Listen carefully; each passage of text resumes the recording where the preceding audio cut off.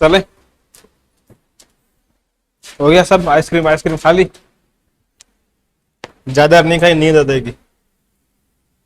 अब देखो मैंने ये वापस आपके चेक कर लिया। सुनो इधर, पहले जब एक आपने नाम सुना होगा दर्रा अभ्यारण्य, जब मुकंदरा दर्रा के साथ में था तब मुकंदरा सबसे बड़ा था। अब मुकंदरा से दर्रा अलग हो गया है। अब सबसे बड़ा कौन सा है? रणथंभौर। क्या क्या? अरे कोई काटा, लेकिन सही करना जरूरी है, काटा। हाँ, सबसे बड़ा नेशनल पार्क कौन सा राजस्थान में? रणथंभौर है। पहले मुकंदरा था, केवला देव 28 किलोमीटर पहले मुकंदरा था, लेकिन जैसे ही दर्रा अलग हो गया तो मुकंदरा छोटा हो गया। अब लिख लो रणथंभौर यहाँ पे ना। हाँ, छोटा है केवला देव, बड़ा है ये देखो यहाँ पे, ये ऐसे है इसको, ठीक है ना। देखो रणथंभौर,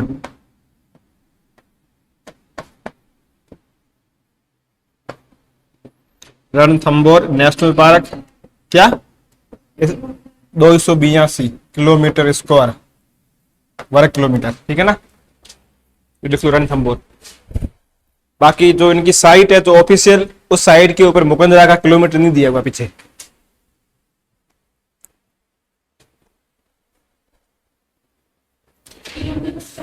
हाँ, किलोमीटर स्क्वायर। हो गया, चले आगे। ये हाईलाइट मुकंदर क्या? सबसे बड़ा रणथंभौर, सबसे छोटा केवलादेव नेशनल पार्क। अब लगाओ आगे हेडिंग, वन्य जीव अभ्यारण्य। वन्य जीव अभ्यारण्य,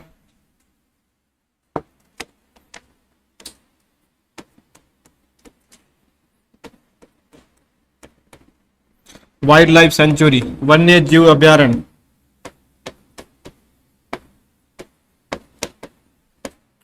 वाइल्ड लाइफ सेंचुरी, सेंचुरी को बोलते हैं अभ्यारण्य।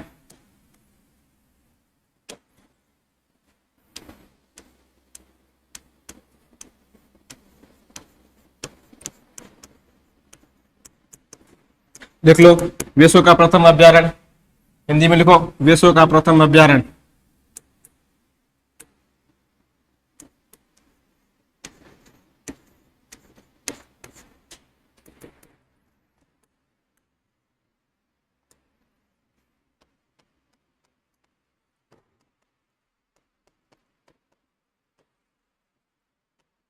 लिखो मिहिन ताल अभ्यारण्य, मिहिन ताल अभ्यारण्य, मिहिन ताल सेंचुरी। ये आपकी स्थित है श्रीलंका के अंदर। कहाँ स्थित है? श्रीलंका के अंदर। कोई बताएगा ये किसने बनाई थी? ये मिहिन ताल अभ्यारण्य किसने बनाया था? देखो पहले मैं बताता हूं, मैं हूं बताने के लिए, फिर क्यों बताओगे आप। देखो मिहिन ताल अभ्यारण्य, मिहिन ताल अभ्यारण्य, इसका सन लिख लेना 1910। कोई नहीं पूछेगा फिर भी लिख लो 1910, 1910। तो विश्व का प्रथम अभ्यारण्य कौन सा है? मिहिन। कहां पर है? श्रीलंका। देखो नाम सुना अशोक, कौन था? राजा था। कहां का राजा था? भारत का ही था। अशोक का पुत्र था महेंद्र। हिस्ट्री पढ़ी? हिस्ट्री, महेंद्र गया था श्रीलंका, उसने वहां जाके इसकी स्थापना की थी। दिखना नहीं है, बता देता हूं। तो इसकी स्थापना किसने की थी? अशोक के पुत्र महेंद्र। एक उसके साथ उसकी लड़की भी, नाम क्या पता नहीं मुझे, उसका नाम याद नहीं आ रहा है, उसकी सिस्टर थी। तो मिहिन ताल अभ्यारण्य विश्व का प्रथम है। फिर क्वेश्चन आता है कि विश्व इतिहास का कौन सा शासक है, विश्व का कौन सा शासक है जिसने अभ्यारण्य की स्थापना की थी? अशोक। आया तो लिख लो, राजा अशोक द्वारा या शासक अशोक द्वारा वन्य जीव अभ्यारण्यों की स्थापना की गई थी।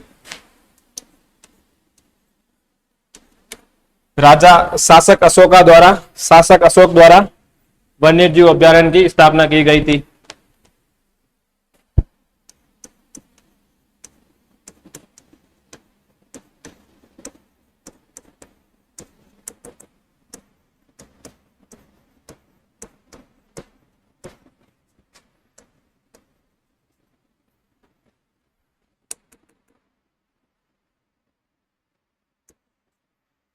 तो मतलब भारत का पहला शासक कौन था जिसने अभ्यारण्य की स्थापना की थी?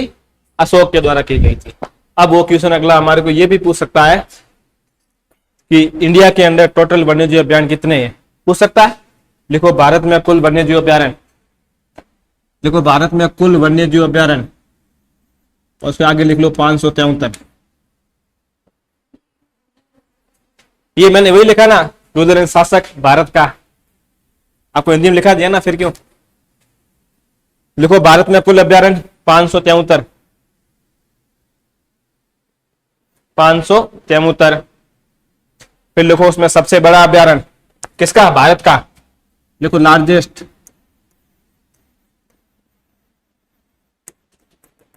देखो लार्जेस्ट, उसमें लिख लो कच्छ। हाँ कहां पे है? तो लिख लो Kutch desert national, Kutch desert sanctuary, Kutch अभ्यारण्य। अब ऐसे लिख लो कच्छ अभ्यारण्य, कच्छ वन्यजीव अभ्यारण्य, कच्छ वन्यजीव अभ्यारण्य। तो भारत का सबसे बड़ा कौन सा है? कच्छ, सबसे बड़ा है कच्छ। फिर वो पूछ सकता है सबसे छोटा कौन सा, ये भी पूछ सकता है ना, या नहीं पूछ सकता? पूछ सकता है। तो मान लो उसने पूछ लिया, तो आप क्या आंसर दोगे? स्मॉलेस्ट, देखो सबसे छोटा मयूरेश्वर, मयूरेश्वर, मयूरेश्वर वन्यजीव अभ्यारण्य सेंचुरी, मयूरेश्वर वन्यजीव सेंचुरी, वन्यजीव आप लिख देना हिंदी में, मयूरेश्वर वन्यजीव अभ्यारण्य कहां पर है? महाराष्ट्र के अंदर है। ये कहां पर है? महाराष्ट्र के अंदर। कच्छ कहां पर है? गुजरात के अंदर।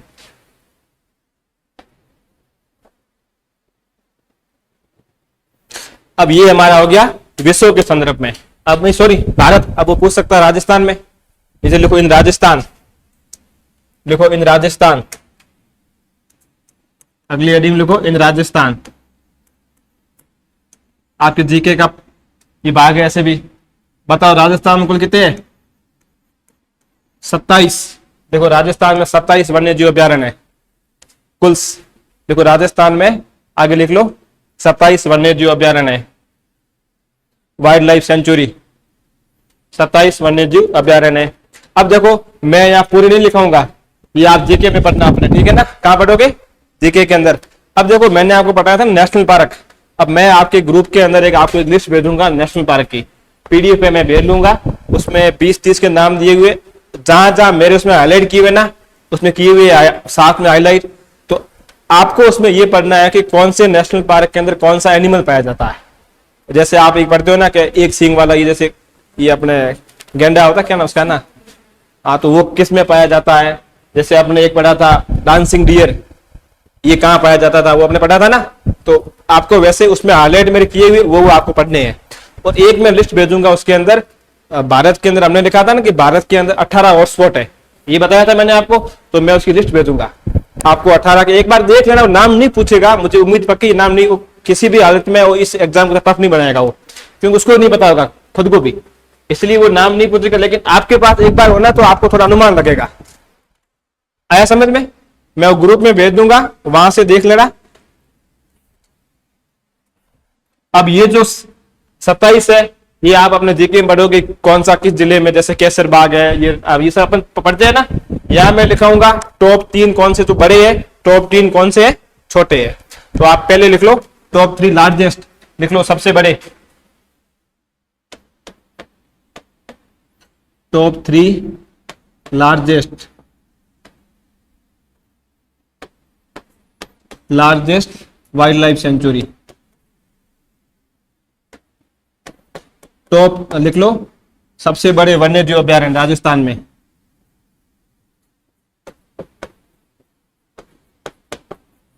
Top 3 wild life sanctuary Rajasthan के अंदर, उसमें नंबर 1 लगाओ। बताओ नंबर 1 क्या आएगा? मैंने अभी बताया था नंबर 1, बताओ क्या आएगा? क्या? राष्ट्रीय मरु उद्यान हमारे वाला, देखो क्या, हाँ देखो desert national park, desert national park.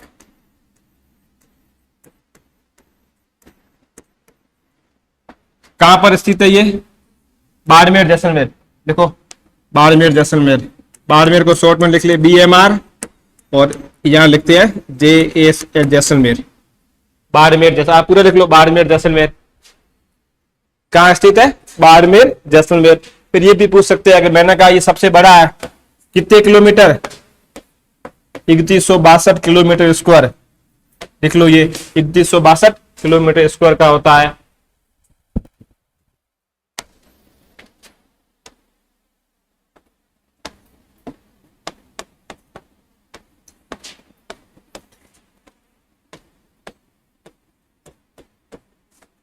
अभी लिखना मत ये,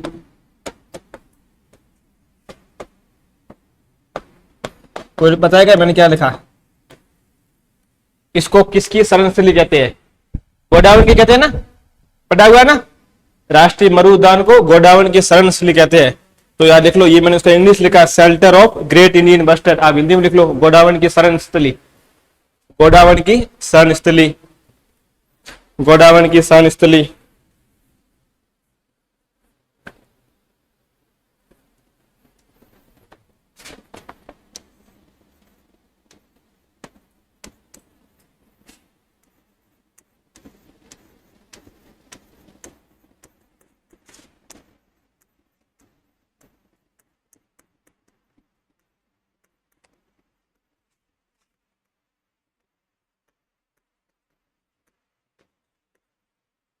ये सुना कभी project great Indian bustard? GK में पढ़ा होगा। देखो ग्रेट इंडियन बस्टर्ड बोलते हैं गोडावण को। उस गोडावण को बचाने के लिए एक प्रोजेक्ट चलाया गया 2013 के अंदर। कौन से अभियान के अंदर? Desert national park. आया समझ में? लिख लो ऐसे 2013, फिर लिखो project great Indian bustard. Project मतलब परियोजना, ग्रेट इंडियन बस्टर्ड का मतलब होता है गोडावण।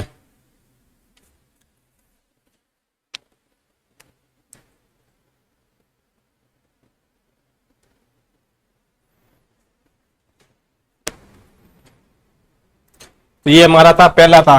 कौन सा था? First desert national park. बताओ 2 नंबर कौन सा होगा? 2 नंबर बताओ। 2 नंबर अभ्यारण्य जो इससे थोड़ा छोटा है। तुम जीके पढ़ते हो 12-12 घंटे एक दिन में, क्लास से पूरे जीके होती फिर भी नहीं आता। अभी नहीं पढ़े टॉपिक ये, 6 महीने से क्लास हो रही है, अभी तक ये टॉपिक नहीं पढ़े। तो फिर जीके आपका क्या वापस रिवीजन हो रहा है हमेशा?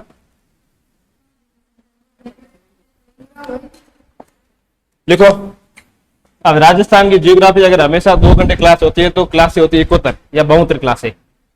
2.5 महीने का कोर्स होता है। अगर 2 घंटे हमेशा क्लास होती है तो 2.5 महीने का कोर्स है तो 2.5 महीने का एक कोर्स है। मैंने 1 घंटा क्लास 1 घंटे होती है। हाँ तो आप 4 घंटे मान लो ना, 1 घंटा क्या होता है? लिखो आगे 2 नंबर लिखो, Keoladeo wildlife sanctuary, Keoladeo वन्य जीव अभ्यारण्य। हिंदी में लिख लो केवलादेव वाइल्ड लाइफ सेंचुरी।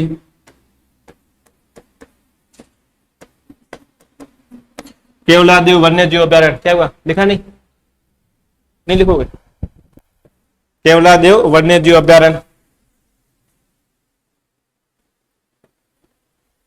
बताओ कितने किलोमीटर है? देखो 677 किलोमीटर। वो कितना था? 3062। अब 3 नंबर नीचे लिख लो। पहले ये लिखो केवलादेव, और 3 नंबर लिख लो हमारा कुंभलगढ़।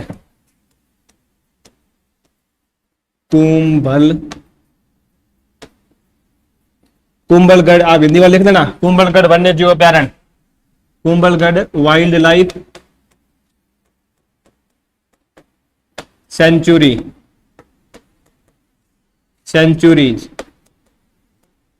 ये आपकी हो जाएगी 611 किलोमीटर। कितनी है? 611 किलोमीटर। तो ये राजस्थान की टॉप 3 वन्य जीव अभ्यारण्य है, मतलब क्षेत्रफल के। ठीक है ना? सबसे बड़े कौन कौन से हैं? पहला कौन सा था? राष्ट्रीय मरु उद्यान। 2 नंबर पे केवलादेव, 3 नंबर पे कुंभलगढ़। अब हम पढ़ेंगे सबसे छोटे कौन से हैं। तो ये हमारे हो गए टॉप 3। बाकी देखो जो बाकी वाले आपको पढ़ोगे जीके में, भाई कौन सा कहाँ, जैसे केसरबाग कहाँ है, धौलपुर के अंदर है। उसके अलावा ऐसे ये अपने फुलवारी की नाल अभियान कहाँ पर है, उदयपुर के अंदर है। सज्जनगढ़ अभियान कहाँ है, जयपुर। कभी गए हो, कब गए थे, टिकट कितनी है। बारिश में जाना मजा तब आएगा, बादल लगने के नीचे आप ऊपर, उस ऊपर जाना मतलब फोर्ट पे जाना, मानसून फोर्ट। क्यों बनाया था वो, एक राजा ने अपनी रानी के लिए बनाया था। किसके लिए बनाया था, राजा ने अपनी रानी के लिए बनाया था। क्या, क्यों, काम खुद था, युद्ध होते थे, हमारे को बचा देते ना।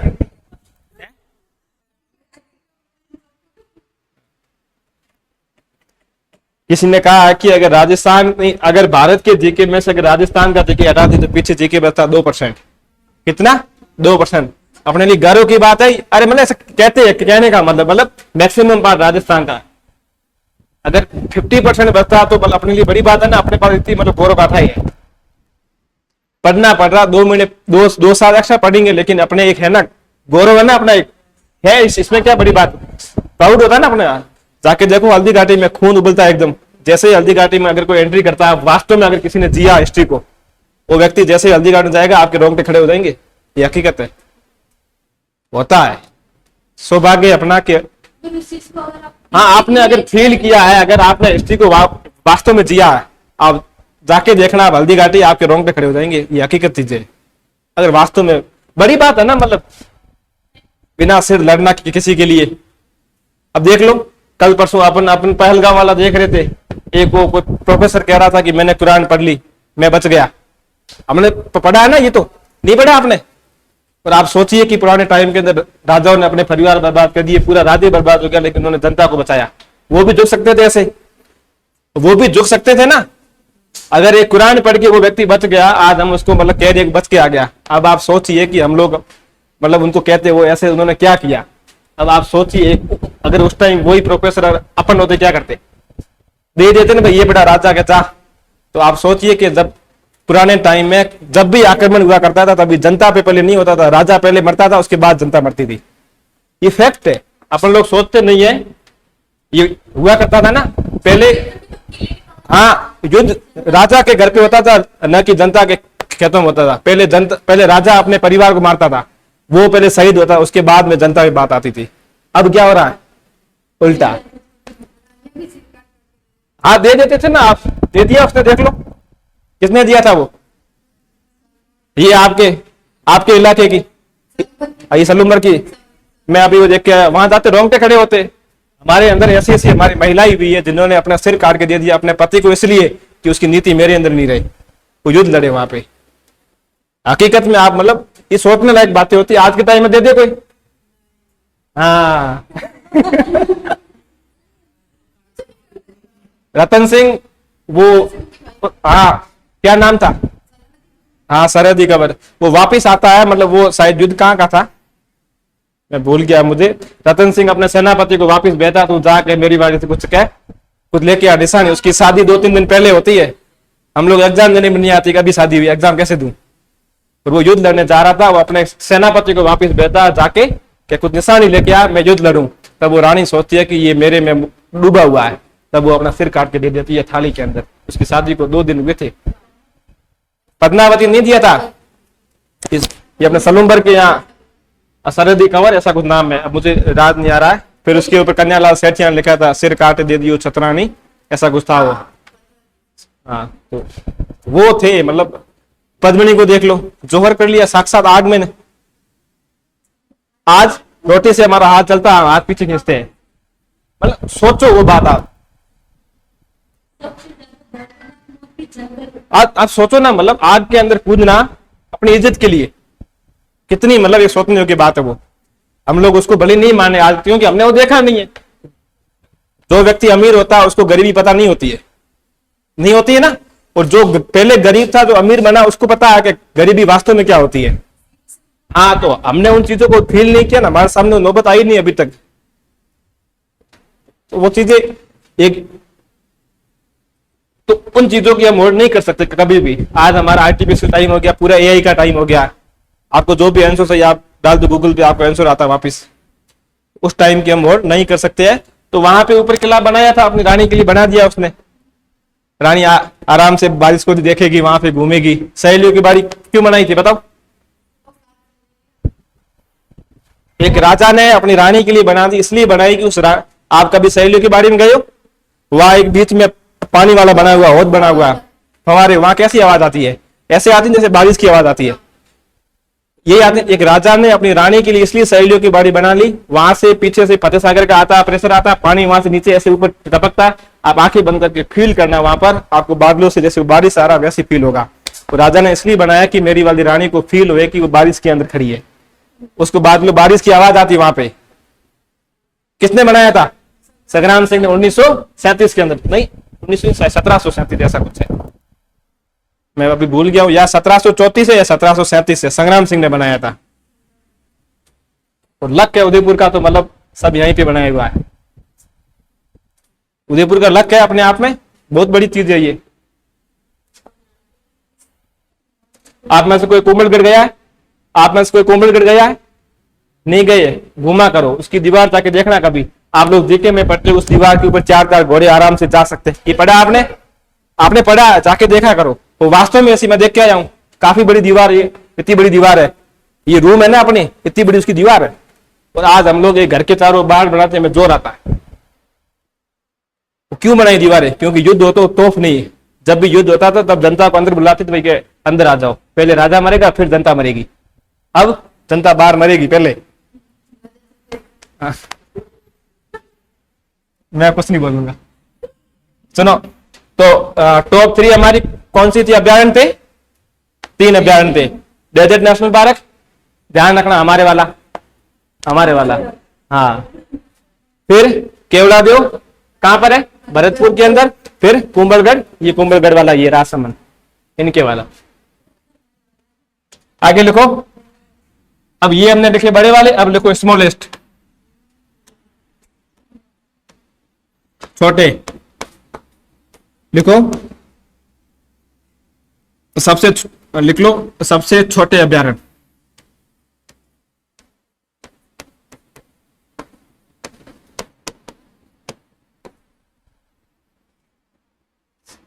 सबसे छोटे अभ्यारण्य बताओ। सबसे पहले नंबर पे कौन सा आएगा? जो सबसे छोटा है, सरिस्का ए। अब ये कैसे बना? मैंने आपको बताया था ना कैसे बना था। ये अपने आप में पूरा एक सरिस्का अभ्यारण्य था। राजस्थान सरकार को लगा कि हमें इसको नेशनल पार्क बनाना है, लेकिन इन सरिस्का के बीच में ऐसे एक रोड गुजर रही थी, या स्टेट हाईवे, या कि जो भी हो आपके जीके पढ़ लेना, मुझे पता नहीं, हाँ जो भी मुझे पता नहीं, अब स्टेट हाईवे है या नेशनल हाईवे। लेकिन मैंने आपको शुरुआत में बताया था कि नेशनल हाईवे बनाने के लिए उसके अंदर रेलवे लाइन नहीं होनी चाहिए, नेशनल हाईवे नहीं होना चाहिए, स्टेट हाईवे नहीं होना चाहिए, और कोई भी राजस्व गांव नहीं होना चाहिए। तब उसने मना कर दिया केंद्र सरकार ने कि नहीं बन सकता। तब इन भाई ने क्या किया? इसको अलग हटा दिया। तो ये बन गया हमारा सरिस्का ए, और ये हमारा पीछे वाला सरिस्का। तो ये हमारा हो गया सबसे छोटा। अब इसका जो क्षेत्रफल है वो केवल कितना है? 3 किलोमीटर। लिख लो ये 3 किलोमीटर। बताओ 2 नंबर पे कौन सा आएगा? इसका क्षेत्रफल है 3 किलोमीटर। 2 नंबर बताओ कौन सा है? सज्जनगढ़ अपने वाला, लिखो सज्जनगढ़। सज्जनगढ़ कहां पर है? और आप इसकी लिख देना शरीर का, ये अलवर के अंदर, ठीक है ना। और सज्जनगढ़ कहां पर है? उदयपुर। घूम के आना। बताओ उसके अंदर का कितना, आप में से अंदर कोई घुमा हो तो? अभी अंदर पैदल घूमे हो? कितने किलो? लगभग 3 किलोमीटर के आसपास है पैदल। कभी घूमना अभी तो नहीं, बारिश के मौसम, अभी जाओगे बीच में कहीं मर जाओगे, क्योंकि गर्मी है, फिर शेर को डालना पड़ेगा, फिर शेर के भूख का कारण बनोगे। अभी ध्यान रखना, सज्जनगढ़ उदयपुर इसका है, ये 5 किलोमीटर है। कितने है? 5 किलोमीटर। 3 नंबर बताओ कौन सा है? 3 नंबर सबसे छोटा, थोड़ा उससे बड़ा, थोड़ा उससे बड़ा, ताल छापर। कहां पर है? चूरू। ताल छापर ये आपके है चूरू के अंदर। चूरू कहां पर है? चूरू राजस्थान में, 7 किलोमीटर। तो ये आपके हो गए वाइल्ड लाइफ सेंचुरी।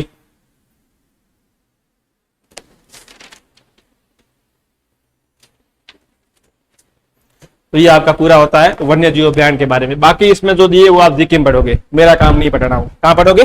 जीके के अंदर। 6 मैंने पढ़ा दिए, पीछे बतो 21। अब लगाओ हेडिंग बायोस्फीयर रिजर्व। ये टॉपिक आपका पूरा हो गया एक। लगाओ अगली हेडिंग बायोस्फीयर रिजर्व।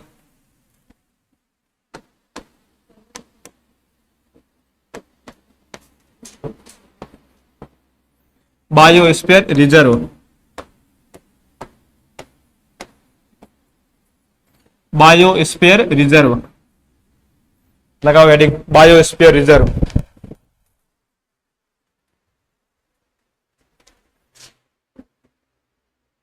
बायो, इसका हिंदी पता नहीं क्या, मुझे खुद पता नहीं है। गूगल कर देना, खुद लिख देना, मुझे खुद पता नहीं इसका हिंदी क्या है। बायो का मतलब पता नहीं, अब वो तो मुझे बताते हो। मतलब बता देता हूं क्यों, इसका मतलब क्या है। इस पृथ्वी के ऊपर, इस वायुमंडल के अंदर वो स्थान जहां पर जीवन संभव है, चाहे वो जल हो, नभ, आकाश तल, जहां पर भी जीवन संभव हो उसको बोलते हैं बायोस्फीयर रिजर्व। भले वो थल, जल, तल, नभ जो भी स्थान हो उसको हम क्या बोलेंगे? बायोस्फीयर रिजर्व बोलेंगे। लिख लो, उसके नीचे पहले लाइन लिखा देता हूं। पृथ्वी का वह भाग, देखो, अरे बाद में करना हिंदी घर जाके। पृथ्वी का वह भाग जहां पर जीवन संभव हो, पृथ्वी का वह भाग जहां पर जीवन संभव हो है। हाँ तो होगा जैव पारिस्थितिकी जो भी हो। पृथ्वी का वह भाग जहां पर जीवन संभव हो। अब देखो ये हम क्यों बनाते हैं, हमें इसको क्यों पढ़ रहे हैं? प्रोटेक्ट, ये लिखना मत, मैं समझा दूंगा। नेचुरल हैबिटाट,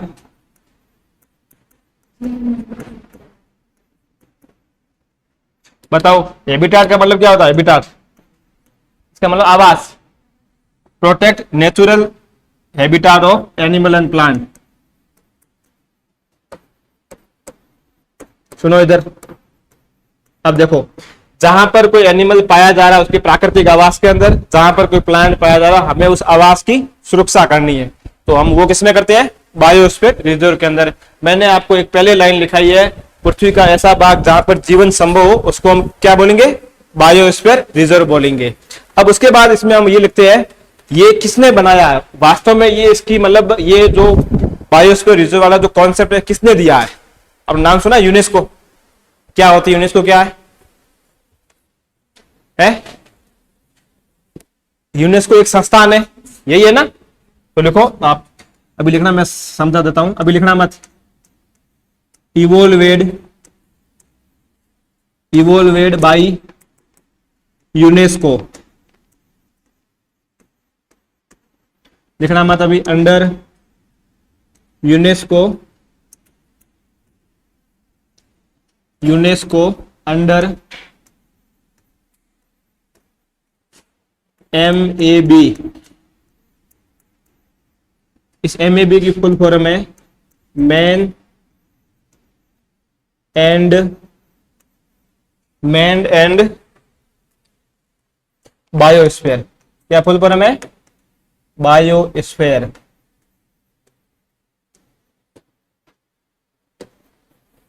ये कार्यक्रम हुआ था आपके 1971 के अंदर। अब देखो मैं आपको समझाता हूं। यूनेस्को एक संस्थान है, क्या है? संस्थान है। एक कार्यक्रम हुआ जिसका नाम है MAB, मैन, MAN नहीं है, इस M का मतलब है मैन एंड बायोस्फीयर, मतलब एक ऐसा कार्यक्रम हुआ तो उसका नाम था MAB। इस कार्यक्रम के अंदर 1971 के अंदर बायोस्फीयर रिजर्व की स्थापना करने का कॉन्सेप्ट लाया गया। आया समझ में? अब क्वेश्चन आया, बायोस्फीयर रिजर्व की स्थापना किसके द्वारा की गई? किसके द्वारा की गई? यूनेस्को के द्वारा। ये पूछा हुआ क्वेश्चन है। तो बायोस्फीयर रिजर्व की स्थापना कौन करते हैं? क्या हुआ है? कहां था ना? कौन से सेंटर? अच्छा, नीट का एग्जाम को है। अच्छा, तो ये ध्यान रखना, ये क्वेश्चन कई बार पूछा हुआ है कि बायोस्फीयर रिजर्व की स्थापना किसके द्वारा की जाती है? यूनेस्को के द्वारा। किसके द्वारा? यूनेस्को। किस कार्यक्रम के अंदर? क्या हुआ कि किसके अंदर की गई? MAB। इसकी फुल फॉर्म कई बार पूछी हुई है। फुल फॉर्म क्या है? M का मतलब मैन, A का मतलब एंड, बाद में बायोस्फीयर, और ये पूछा हुआ कब आयोजित हुआ? तो 1971 के अंदर। तो अब लिखो, मैं हिंदी में लिखा देता हूं। लिखो, यूनेस्को के द्वारा, ऐसे लिख लो, इसकी स्थापना यूनेस्को के द्वारा, इसकी स्थापना यूनेस्को के द्वारा, इसकी स्थापना यूनेस्को, ये सब लिखना कैपिटल, इसकी स्थापना यूनेस्को के द्वारा, इसकी स्थापना यूनेस्को के द्वारा, पहले लिखो ये शॉर्ट में लिखो MAB, इसकी स्थापना यूनेस्को के द्वारा, MAB, उसके कोष्टक में लिखो मैन एंड बायोस्फीयर, आगे लिखना 1971, इसकी स्थापना यूनेस्को के द्वारा, इसकी स्थापना यूनेस्को के द्वारा, MAB, फिर आगे कोष्टक में लिखो man and biosphere reserve, man and biosphere, सन लिखो 1971 के तहत की गई। आया समझ में?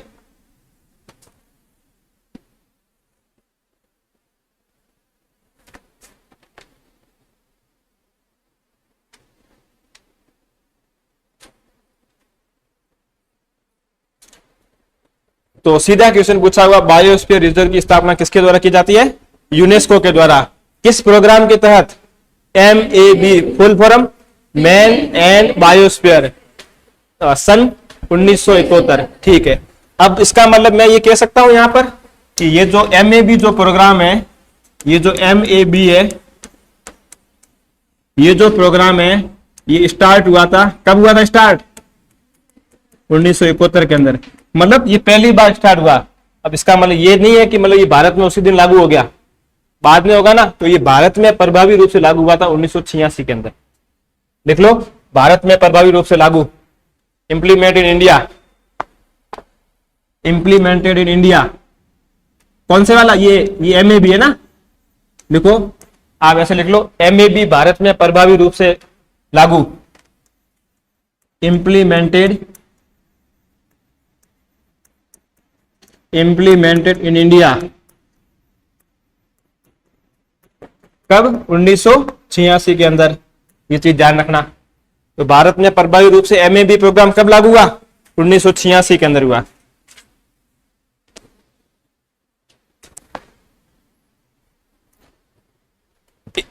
अब वो भाई ये भी क्वेश्चन पूछ सकता है आपको RPC कि भारत का सबसे पहला बायोस्फीयर रिजर्व, नहीं, पहले ये पूछेगा भारत में कितने बायोस्फीयर रिजर्व है, पूछ सकता है ना, पूछा भी हुआ है। तो लिख लो, आगे लिखो आप, भारत में, ऐसे लिख लो, इन इंडिया, इन इंडिया। अब देखो BRT मतलब क्या है? बायोस्फीयर रिजर्व, शॉर्ट में, ठीक है ना, समझ आ जाएगा। इन इंडिया BR, और आगे लिखो टोटल कितने हैं? 18। हॉटस्पॉट कितने थे?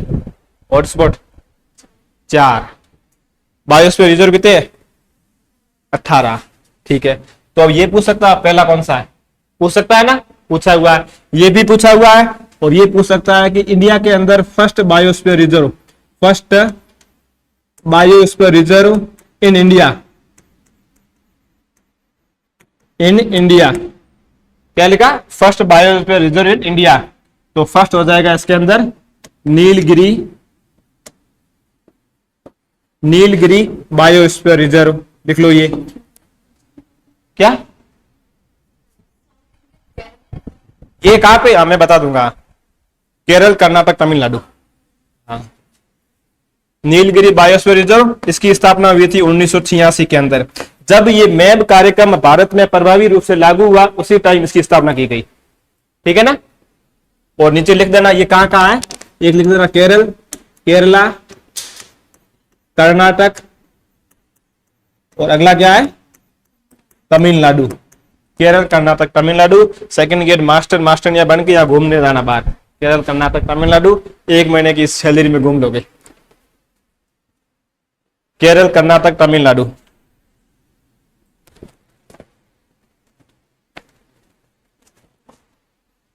अब वो भाई ये भी पूछ सकता है कि वर्ल्ड के अंदर कितने बायोस्फीयर रिजर्व, पूछ सकता है ना। तो लिखो विश्व में कुल बायोस्फीयर रिजर्व इन वर्ल्ड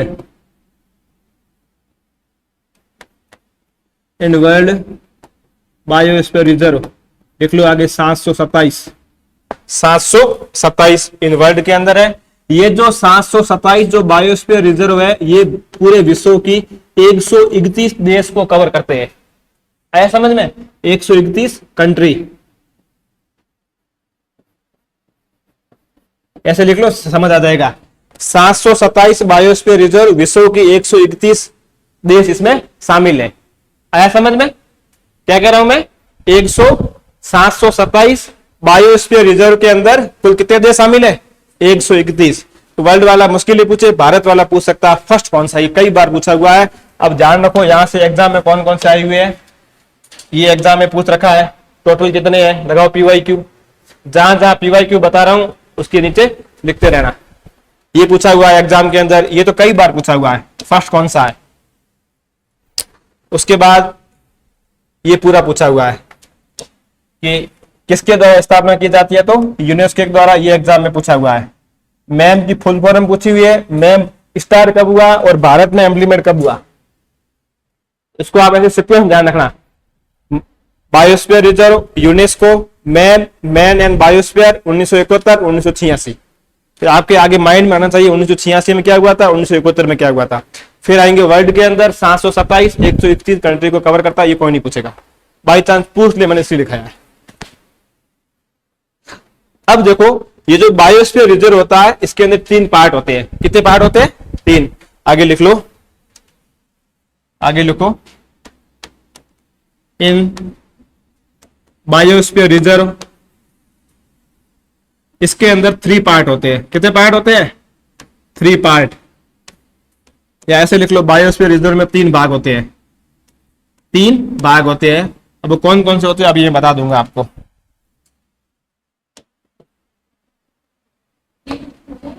क्या क्या कह रहे हो, कौन सा, ऐसे थोड़ा पूरा होगा, क्यों, अभी एक आधा नहीं होगा, आधा हो जाएगा, आधा। अब ये ऊपर लिख लो, फिर नीचे से ये डायग्राम बना लो।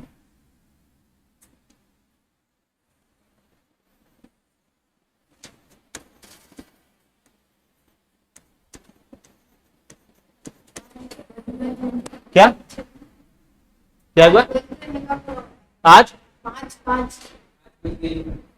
हाँ आधा घंटा रोक लो, ये पूरा करता हूँ फिर, या बीच में, ये बीच में रह जाएगा टॉपिक मेरे। हाँ 6 बजे क्लास ऐसे भी हो गई। हाँ तुम लेट हो रहा, जाना कहीं है, हाँ तो फिर 6 बजे तक आ जाओ। अरे कर लो पूरा हो जाए रे, फ्री हो जाओगे जल्दी, ऐसा कोई मतलब नहीं फिर। अब 6 अभी बच जाएंगे, या कहीं जाना, टाइम दे रखा है।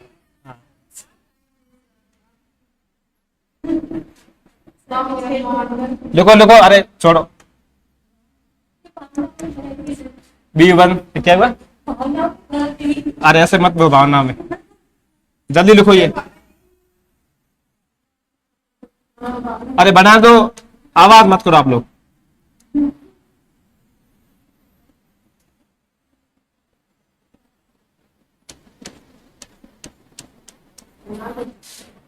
T या M, ठीक है ना।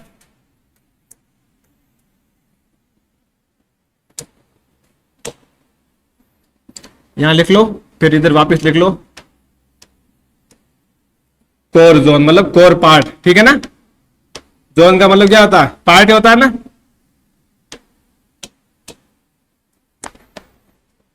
फिर लगा दो नंबर 1 कोर जोन, हम पढ़ेंगे इसके बारे में। फिर पढ़ेंगे B1 क्या, B2 क्या, T और M क्या, इसके बारे में पढ़ेंगे। जल्दी बनाओ।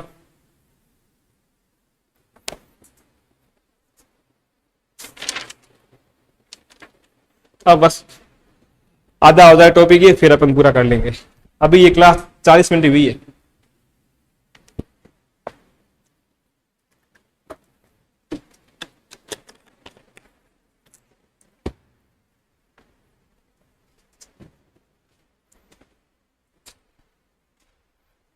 और फिर उसके बाद आगे लिख लेना इधर,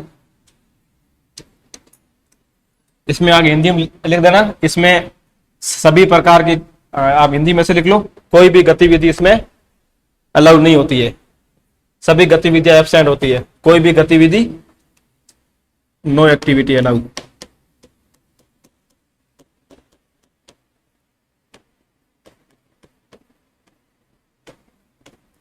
हिंदी में लिख लो अगर लिखना हो तो, किसी भी प्रकार की गतिविधि नहीं की जाती इसमें, या किसी भी प्रकार की गतिविधि के लिए अनुमति नहीं होती है, ऐसे लिख लो। किसी भी प्रकार की मतलब किसी भी प्रकार की, ना उसमें वुमन आ सकता, ना पशु आ सकते हैं, कोई भी नहीं। तो अब देखो बायोस्फीयर रिजर्व कितने पार्ट होते हैं? 3 पे, ये ना ये एक पार्ट, ठीक है ना। बी का मतलब अपन मैं आगे बताऊंगा, बफर जोन। पहला पार्ट है कोर पार्ट, दूसरा ये है B1 B2 बफर पार्ट, तीसरा हो जाएगा ट्रांजिशनल या मैनिपुलेशन पार्ट। ये जो पार्ट होता है ना कोर पार्ट, इस पार्ट के अंदर कोई भी गतिविधि अलाउ नहीं है, न वहां कोई पशु पक्षी, आप न आप वहां के प्लांट को यूज में ले सकते हो, न आप अपने जानवरों को लेके वहां जाके चरा सकते हो, न आप खुद वहां जाके पेड़ पौधों की कटाई कर सकते हो। तो इस पार्ट के अंदर कोई अलाउ नहीं है। और आरपीएससी केवल यही पूछती है, PYQ क्वेश्चन आ रखा है एग्जाम के अंदर, बायोस्फीयर रिजर्व के किस पार्ट के अंदर कोई भी गतिविधि नहीं होती है? कौन से पार्ट में? कोर पार्ट में। लिख लो PYQ पीछे। बाकी कोई एग्जाम में पूछे या नहीं पूछे, ये जरूर पूछती है, तो थोड़ा ध्यान रखना कि बीच वाले पार्ट के अंदर कोई अलाउ नहीं होता है। अब पीछे आता है B1 पार्ट, क्या आता है? लिख लो बफर जोन। क्या है? बफर जोन फर्स्ट होगा ना, ये बी का मतलब बफर जोन फर्स्ट, लिख लो बफर जोन फर्स्ट। अब देखो इस बफर जोन में क्या होता है,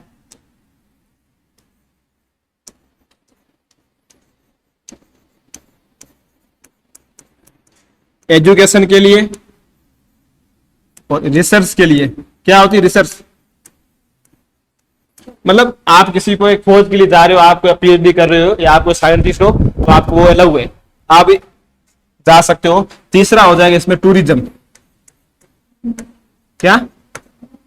हाँ, घूमने के लिए। तो ये सभी जो इसमें अलाउ होती है। अभी एक चीज ध्यान रखना, अभी पशुपालन नहीं आया इसमें। आप एजुकेशन यूज ले सकते हो, कोई लॉस नहीं उसको, आप रिसर्च के लिए काम में ले सकते हो, आप टूरिज्म के लिए वहां जा सकते हो। तो लिखो B1 बफर जोन फर्स्ट, फिर मैं आगे लिख रहा हूं B2, क्या होगा? Buffer zone second, buffer zone second.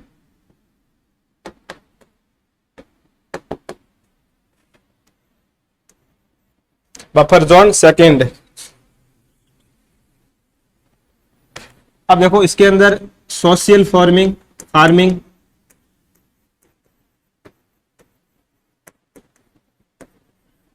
दूसरा हो जाएगा फॉरेस्ट्री। अब फार्मर इसमें जाके सोशल फार्मिंग मतलब सभी मिलके इस प्रकार की खेती करने, किसी को लॉस नहीं पहुंचे, यानी प्लांटों को लॉस नहीं पहुंचाना। और फॉरेस्ट्री मतलब जंगल के रूप में आप इसको यूज में ले सकते हो।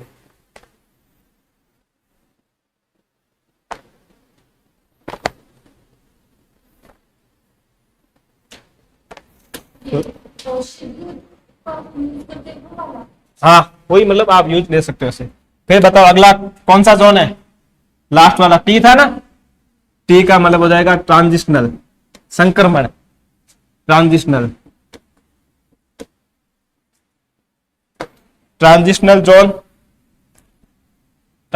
जोन, या इसको हम बोलते हैं मैनिपुलेशन। M का मतलब हमने लिखा था ना, M उसका मतलब है मैनिपुलेशन।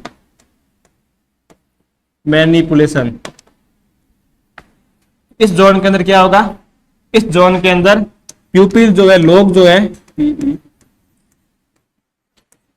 जो लोग है वो इस जोन के रह सकते हैं, अपने घर बना के। क्या करते हैं लोग? घर बना के वहां पे रह सकते हैं।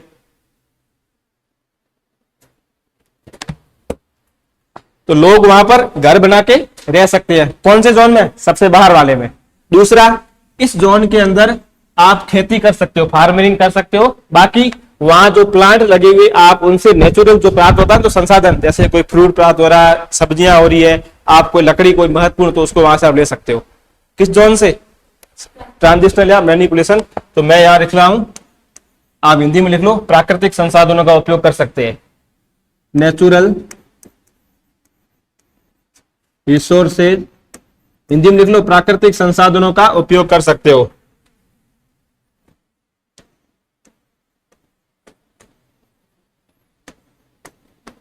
प्राकृतिक संसाधनों का उपयोग कर सकते हो। प्राकृतिक संसाधनों का उपयोग कर सकते हो।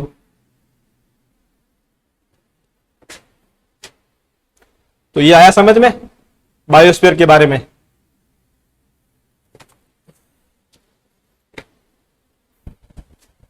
अब देखो, कहीं कहीं किसी बुक में दिया हुआ है इस जोन को दूसरे नाम से जाना जाता है। यहां लिख लो अदर नेम।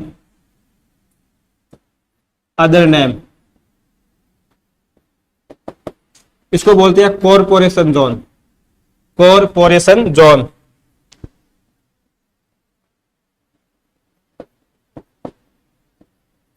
क्यों बोलते हैं वो बताता हूं। कॉरपोरेशन जोन, आप में से किसी के घर में कोई भाई बहन कोई ठेकेदारी का काम करते, ठेकेदारी का, तो आपने उनके मुंह से सुना होगा कभी कभार, कॉरपोरेशन वाले, सुना है ना। इसका मतलब आप इस जोन के अंदर कोई काम कर सकते हो। ये फैक्ट्री या कोई निगम वाला काम है, कोई ऐसा दायरा जिसके अंदर ये कोई निगम वाले या कोई ठेकेदार वाले काम कर सकते हैं, इसलिए इसको बोलते हैं कॉरपोरेशन जोन। ट्यूशन केवल अभी तक ये पूछा हुआ है, ये वाला कोर जोन वाला। बाकी यहां से मुझे क्वेश्चन नहीं मिला है, लेकिन ये ध्यान रखना 3 क्षेत्र होते हैं। अब मैंने इसको दो अलग अलग किया है, B1 B2, बाकी मैक्सिमम बुक के अंदर इसको ये बता रखा बफर जोन, एक ही बता रखा दोनों को, ठीक है ना। तो ध्यान रखना 3, थोड़ा इसका ध्यान रखना, ये कोर पार्ट का, यहाँ कोई एक्टिविटी अलाउड नहीं होती है। तो ये आपके था national park, wild life sanctuary और बायोस्फीयर रिजर्व। अब मैं आपको इन तीनों मंत्र बताता हूं एक साथ में। तो ये आपका पूरा हो गया। अब एक नए पेज निकालो, उस पे यहां लिखो नेशनल पार्क, यहां लिखो वाइल्ड लाइफ सेंचुरी, मतलब वन्य जीव अभ्यारण्य। नहीं आ जाएगा, हाँ आ जाएगा। वाइल्ड लाइफ सेंचुरी, वन्य जीव अभ्यारण्य, राष्ट्रीय उद्यान, वन्य जीव अभ्यारण्य,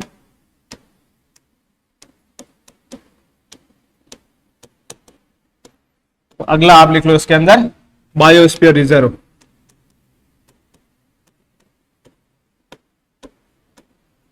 बायोस्फीयर रिजर्व, बायोस्फीयर रिजर्व लिख लो।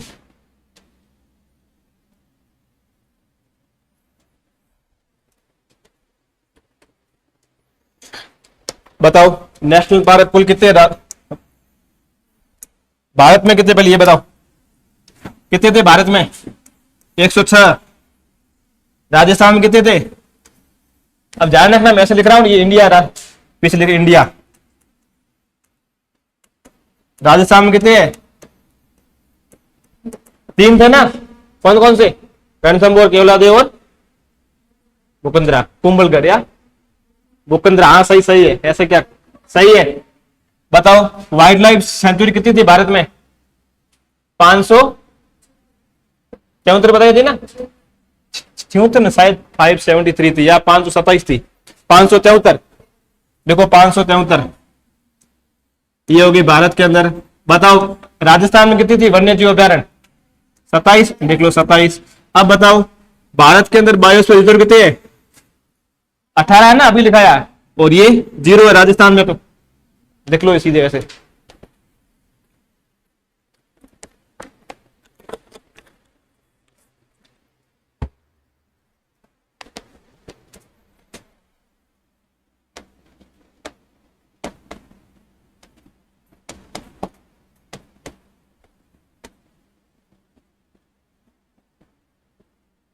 जो नेशनल पार्क है वो भारत की कुल भूमि के अंदर 1.35% धरती को कवर करते हैं।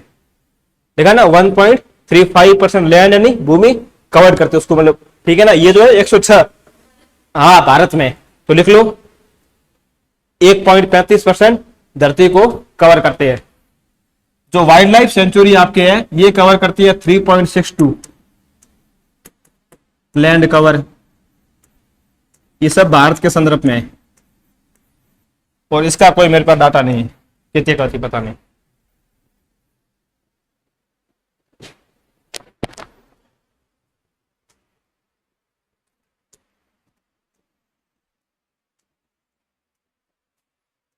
अगला अंतर आता है, बताओ। नेशनल पार्क के अंदर जो टूरिज्म होता है वो अलग होता है, मतलब वहां पे घूमने के लिए आप लोग आ सकते हो, तो ये मैंने लिखा है अलाउ, टूरिज्म अलाउ।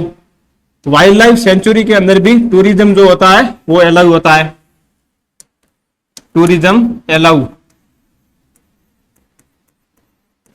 और जो आपके बायोस्फीयर रिजर्व है, इसमें अलाउ है। अब देखो, हाँ तो मतलब इसका मतलब सभी में नहीं, आप उसको ऐसे राउंड फिंगर में ये मान लो यहाँ कोई अलाउ नहीं है, बाकी में अलाउ था, लेकिन को हमारे लिए महत्वपूर्ण कोर रीजन है ना, तो इसलिए इसमें कोई अलाउ नहीं है, कोई अलाउ नहीं है।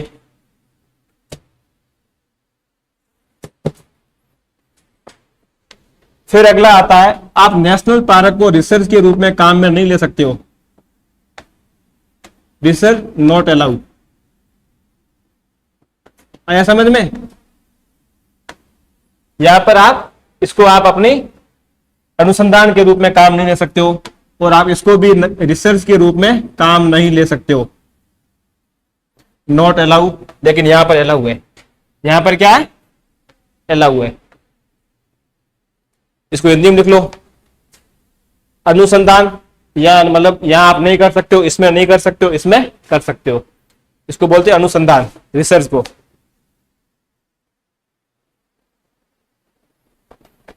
और फिर इसमें आता है कि नेशनल पार्क की बाउंड्री को डिसाइड कौन करे, इसकी लिमिट कितनी होगी। जैसे कोई नेशनल पार्क है, हमने कहा रणथंभौर, इसकी बाउंड्री का निर्धारण कौन करेगा, ये भी क्वेश्चन होगा ना। तो नेशनल पार्क की बाउंड्री का निर्धारण करती है स्टेट गवर्नमेंट। कौन करती है, राज्य सरकार। तो लिख लो, हिंदी में लिख लो, इसकी सीमा का निर्धारण राज्य सरकार द्वारा होता है।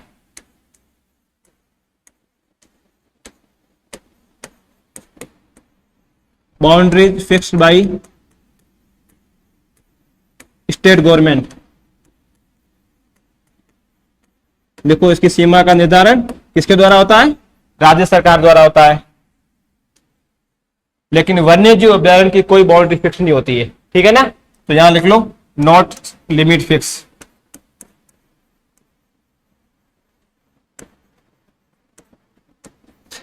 या हिंदी में लिखना, इसकी सीमा निश्चित नहीं होती है।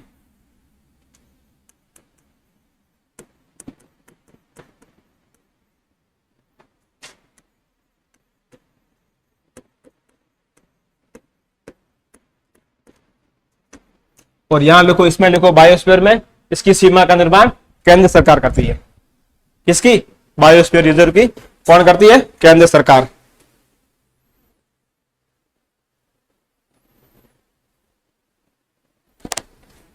अब ये आपका पूरा हो गया अंतर। नीचे लगाओ नोट, नीचे लगाओ नोट,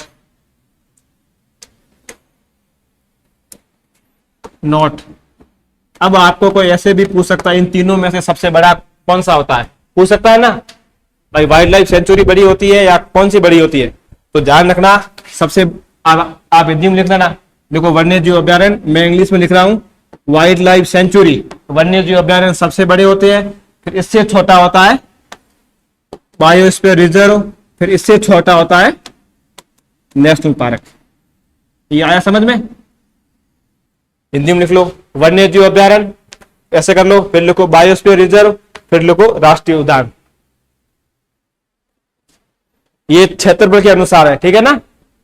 मतलब इसका एरिया सबसे ज्यादा होगा, उसके बाद में बायोस्फीयर रिजर्व का एरिया, उसके बाद में नेशनल पार्क का एरिया है।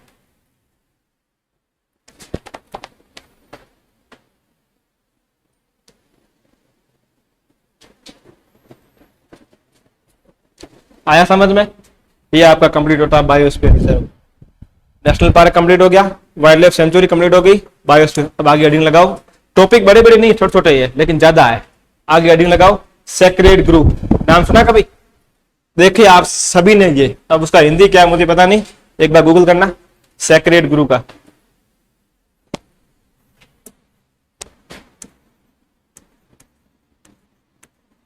Sacred grooves.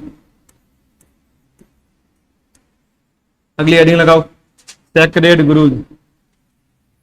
सेक्रेड, ये SAC होगा शायद, है ना। इसको एक मिनट रुकना,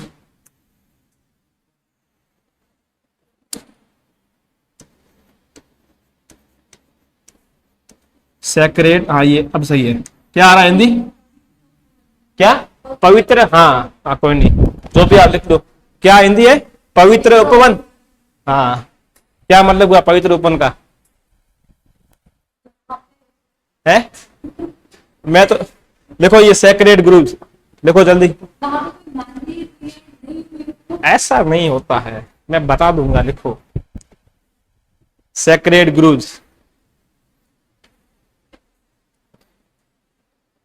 लिखो जल्दी।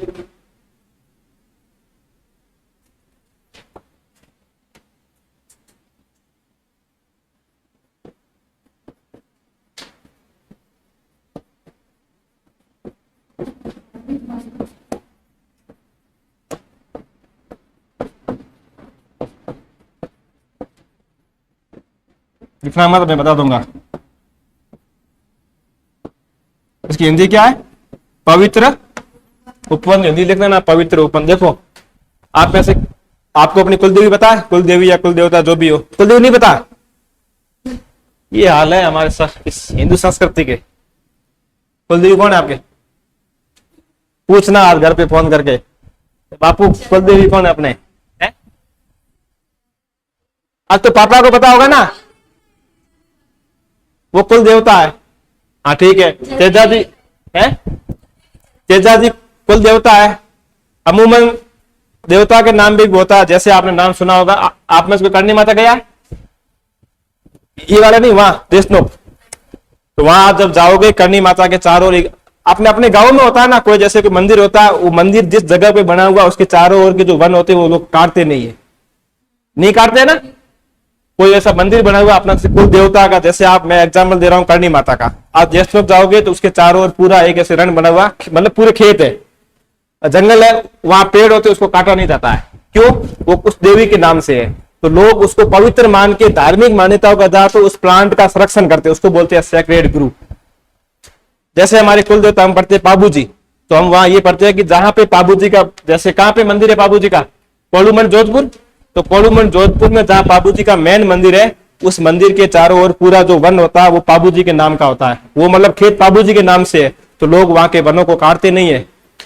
दूसरा, इधर ये मैक्सिमम कहां पाया जाता है? मैंने आपको अभी बताया, जो अरावली पर्वत है, उस अरावली पर्वत के पश्चिम के अंदर क्या है, राजस्थान का कल्चर देखना हो तो आप अरावली के पश्चिम में जाओ, अगर उद्योग देखना है तो पूर्व में आओ। अब आप जैसे उधर हमारे गांव में जाओगे तो अब जैसे हमारे गांव के अंदर, मेरे गांव के अंदर 100 बीघा के आसपास सेक्रेड ग्रुप है, मतलब उसको हम काट नहीं सकते, हम वहां पे हमारे घर नहीं बना सकते, वो पूरा एक देवी के नाम से उसको समर्पित किया हुआ, ये खेत दे आप भले, लेकिन वहां के पेड़ आप नहीं काट सकते हो।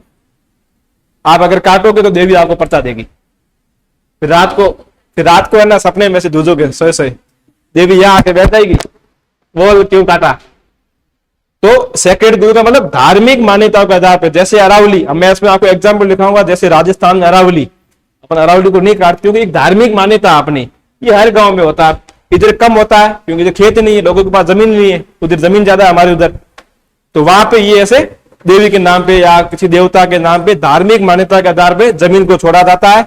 तो फिर उस जमीन में जो भी पेड़ पौधे होंगे उसको कोई नहीं काटेगा, न आप वहां घर बना सकते हो, मतलब अपने स्वार्थ के लिए आप उसको यूज में नहीं ले सकते, उसको बोलते हैं सेक्रेड ग्रुप। अब लिखो नाइन नीचे, इसका मतलब धार्मिक मान्यताओं के आधार पर स्थानीय समुदायों के द्वारा, लिख लो, धार्मिक मान्यताओं के आधार पर स्थानीय समुदायों के द्वारा, धार्मिक मान्यताओं के आधार पर स्थानीय समुदायों द्वारा पेड़ पौधों का संरक्षण, पेड़ पौधों का संरक्षण करना या वनों का संरक्षण करना, उसको क्या बोलते हैं? Sacred group. अभी आपको एग्जाम्पल बताता हूं और तुरंत, अभी जैसलमेर के अंदर वहां पेड़ पौधों की कटाई, अभी आप न्यूज़पेपर पढ़ते होंगे, अभी ये सोलर का काम चल रहा है, सुना आपने? उधर वहां जैसलमेर साइड वहां ज्यादा लग रहा है, हमारे उधर क्यों? पेड़ पौधे कम है और सूर्य का तापमान सीधा पड़ता, इसलिए सोलर में क्या सीधा चाहिए ना, सनलाइट पड़े सीधी वहां लगेगा, बाकी प्लेट क्यों लगाए। तो जैसलमेर के अंदर वहां पेड़ पौधों की कटाई की जाए, तो लोगों ने विरोध किया कि हमारी देवी के नाम से हमारे पूर्वजों ने खेत छोड़े, उसको कंपनियां आके काट रही है। तो देवी ने हथवा दिया, पड़ता अडानी की कंपनी डाउन हो गई, शेयर डाउन हो गई मार्केट के अंदर, उसके ऊपर वो अमेरिका वाला केस लग गया। मतलब वो ऐसे पहले हुआ था उसी टाइम, अब लोग उसको उससे उससे जोड़ के बैठे कि ये देवी के पर्चे के कारण हुआ है।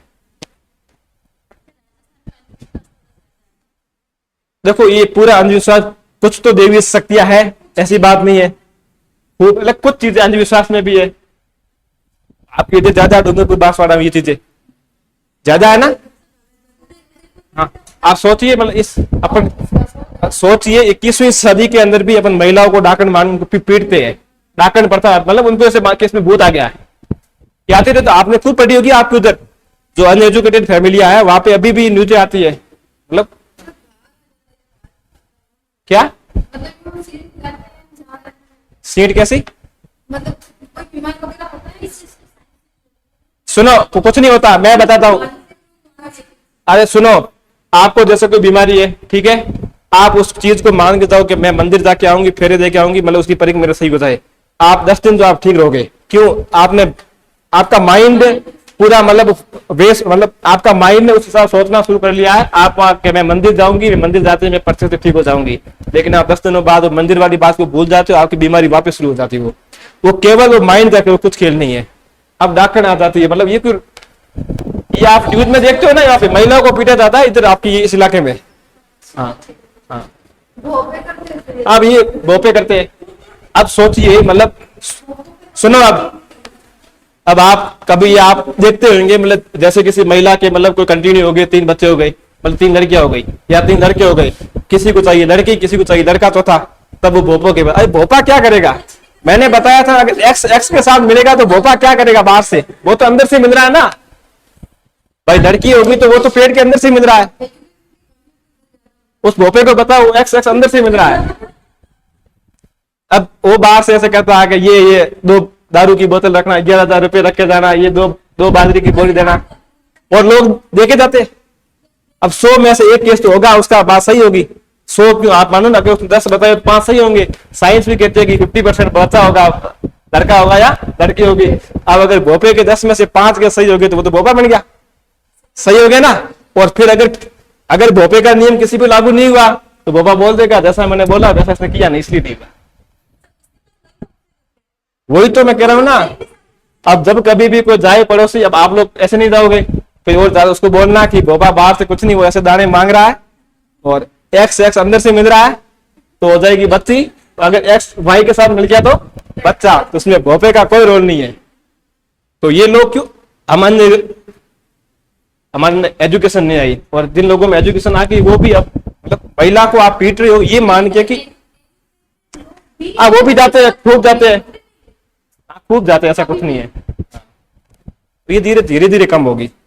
पहले लव मैरिज नहीं होती थी, अब लव मैरिज हो रही है ना, कम हुआ ना। आने वाले टाइम में जो हमारी होगी संतान, वो कुछ हाँ, धीरे धीरे सब सुधार होगा। लिखो आगे इसमें,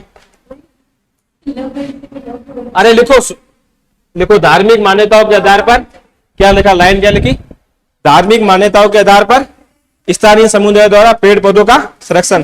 देखो जैसे उदाहरण, देखो एग्जाम्पल, देखो एग्जाम्पल, देखो एग्जाम्पल, खासी, अरे आवाज मत करो, खासी एंड जयंतिया हिल्स, ये पहाड़ी है, जयंतिया हिल्स लिख देना, मेघालय, हाँ मेघालय, मेघालय। जैसे हमारे अरावली है, अरे लिखो जल्दी, दूसरा लिखो अरावली,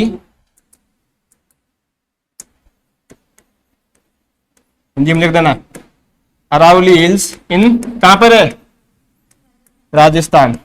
यहाँ पे ये हमारे लिए, हम इसको धार्मिक मान्यता के आधार पर छोड़ देते हैं, अरावली हिल्स इन राजस्थान। और लास्ट लिख लो इसमें चंदा एंड बस्टर, चंदा एंड बस्टर, ये कहां पर है, चंदा एंड बस्टर रीजन, ये आपके हैं एमपी के अंदर। कहां है, एमपी के अंदर। इनको धार्मिक मान्यताओं के आधार पर छोड़ा हुआ है, और ये क्वेश्चन पूछा हुआ PYQ, ये तीनों PYQ है। अब अगर उसने आपको एग्जाम पूछा, वो पूछेगा सेक्रेड गुरु की मीनिंग क्या है, ये पूछेगा। सेक्रेड ग्रुव की मीनिंग क्या है? धार्मिक मान्यताओं के आधार पे छोड़ना। तो ये ध्यान रखना, खासी और जयंतिया हिल कहां पे है? मेघालय के अंदर। और ये अरावली भाई हमारे यहाँ ये, और ये चंदा एवं बस्तर कहां पर है? ये आपके है एमपी के अंदर है।